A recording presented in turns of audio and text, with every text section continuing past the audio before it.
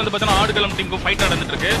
இந்த டீமை இதுக்கு முன்னாடி நான் பார்த்தது இல்ல, இவ்வளவு பயங்கரமான ஒரு பர்ஃபார்மன்ஸ் கொடுத்துட்டு இருக்காங்க. அதேங்கப்பா 12 கில்லுக்கு ஒரு 13 கில்லா மாற போது விடுறதா இல்ல. பிளாக் வந்து என்னங்க அடிக்கிறான் அவன். பிளாக்கா இவன் பேர் என்னன்னு தெரியல எனக்கு.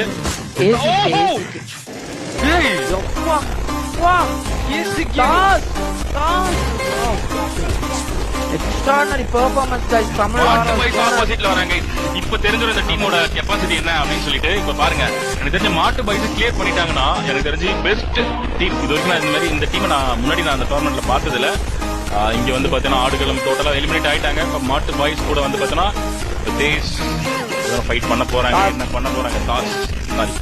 டாஸ் வந்து ஃபைட் பண்ண போறாங்க. என்ன நடக்க போகுது இல்ல, அவங்க எல்லா ஸ்ட்ராட்டஜியுமே யூஸ் பண்றாங்க. ப்ரோ இப்ப லான்ச் பேட் போட்டு இப்போ வந்து பாத்தீங்கன்னா பேக் அடிச்சாங்க. நல்ல ஒரு strategy. Super expected. Super nice. So toss வந்து பாத்தீங்கன்னா நான் ஆல்ரெடி இந்த டீம் வந்து நான் பாத்துருக்கேன் ப்ரீவியஸ் ப்ரோ.